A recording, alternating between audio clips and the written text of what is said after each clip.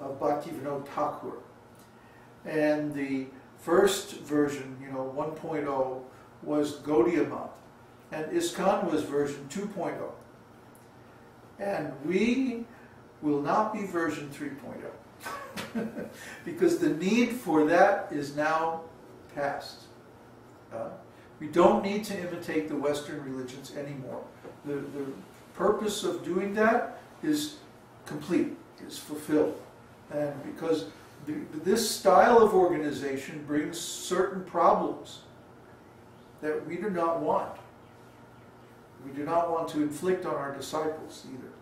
So our style is going to be the original Vaishnava style of an esoteric school, where you have a self-realized soul, Babaji, who is teaching some brahmacharis. And if anybody wants to become sannyasi, that's fine. But that means they have to travel and preach. They can't stay in the ashram. This business of sannyasis sitting in one place, staying in the ashram, is not Vedic. In Vedic society, the sannyasis who wear saffron are called parivrajaka-charya. There's 4 stages of sannyas.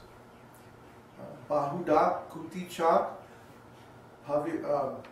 Parivrajaka-charya, and Babaji.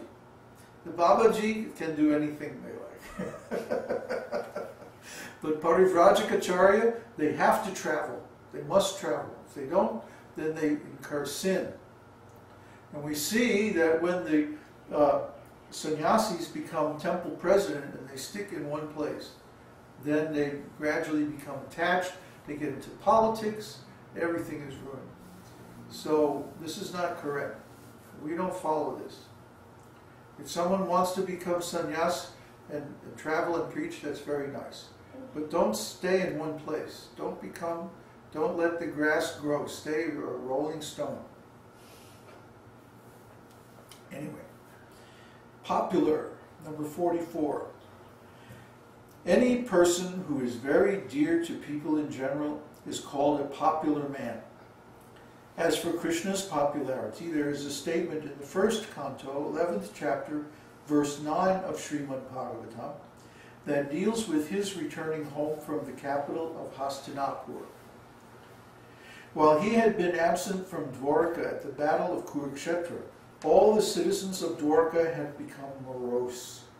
Then when he returned, the citizens joyfully received him and said, "Dear Lord, while you were absent from the city, we passed our days in the darkness of night. As in the darkness of night, every moment appears to be a long duration of time. So while you were gone, every moment appeared to us like millions of years. Your separation is completely unbearable to us." This statement shows how popular Krishna was all over the country. A similar incident occurred when Krishna entered the arena of sacrifice arranged by King Kamsa for his death. As soon as he entered the place, all the sages began to cry, "Jai, Jai, Jai," which means victory. Krishna was a boy at that time, and all the sages offered their respectful blessings to him. The demigods who were present also began to offer beautiful prayers to Krishna. And the ladies and girls present expressed their joy from all corners of the arena. In other words, there was no one in that particular place with whom Krishna was not very popular. That's a beautiful passage, by the way, in the Śrīmad-Bhāgavatam. Krishna returning to Dwarka. Very, very nice. Describes this festival, the welcoming festival that the residents of Dwarka prepared for Krishna. And actually, Srila Prabhupada said that we should celebrate this festival every time Krishna appears. Because when the curtain of the temple is closed, and we can't see Krishna, then we feel separation from him. And then when the curtain opens and Krishna manifests his form, then we should be so happy that we perform this wonderful welcoming festival. And that's the Arati ceremony. Arati ceremony means to welcome Krishna. So this is performed in the temple every time the curtains open. 45. Partiality to devotees. Although Krishna is the Supreme Personality of Godhead and is therefore not partial to anyone, it is stated in Bhagavad-gītā that he has special attraction for a devotee who worships his name in love and affection. When Krishna was on this planet, one devotee expressed his feeling in this way: "My dear Lord, if you had not appeared on this planet, then the asuras, demons, and atheists would surely have created havoc against the activities of the devotees. I cannot imagine the magnitude of such devastation prevented by your presence." From the very beginning of his appearance, Krishna was the greatest enemy of all demoniac persons. Although Krishna's enmity toward the demons is actually comparable to his friendship with the devotees. This is because any demon who is killed by Krishna receives immediate salvation. Now, there's so many stories about that.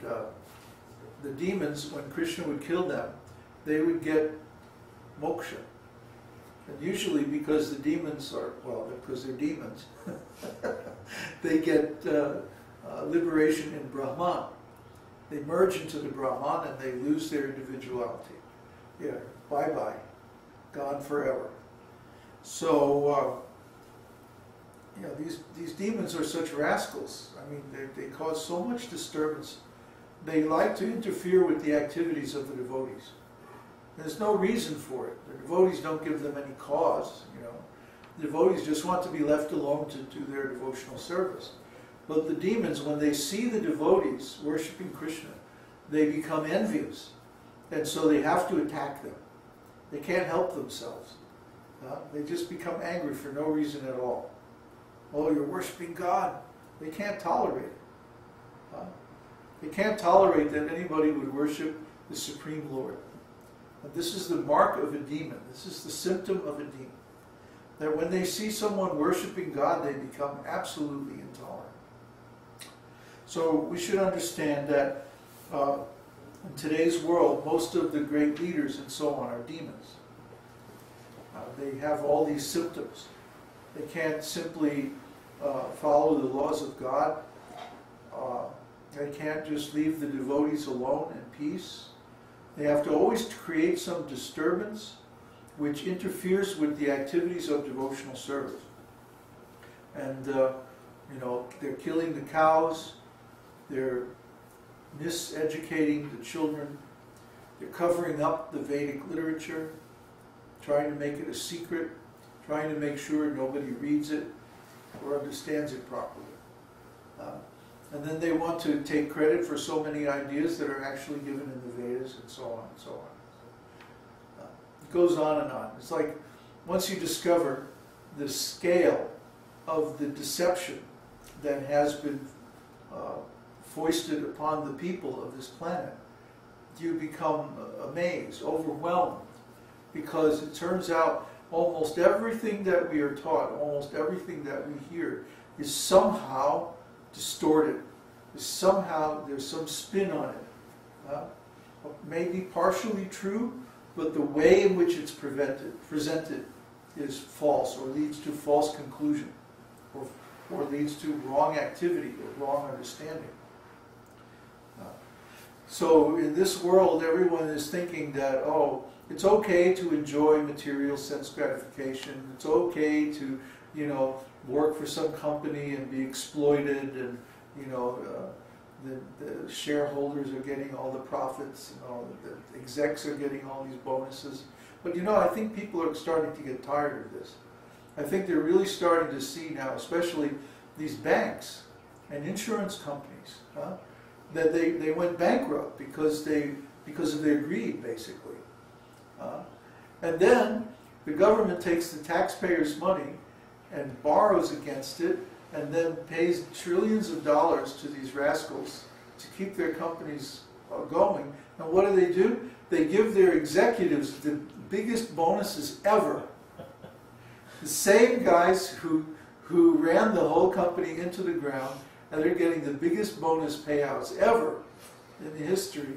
Now, you know, there has to be something wrong with this, folks. You know, this is not ethically sustainable, or what to speak of, pure. You know, they should ride those guys out of town on a rail, you know, and put people in charge who know what they're doing, who have some ethical principles, who have some, you know, obligation to benefit the world and the public and like that. But since the ethics of these corporations is only to benefit themselves, pure greed, so they do all manner of nonsense. And they not only get away with it, they get rewarded for it. Well, this is demoniac. This is precisely demoniac. So we don't endorse and we don't tolerate this kind of rascal nonsense.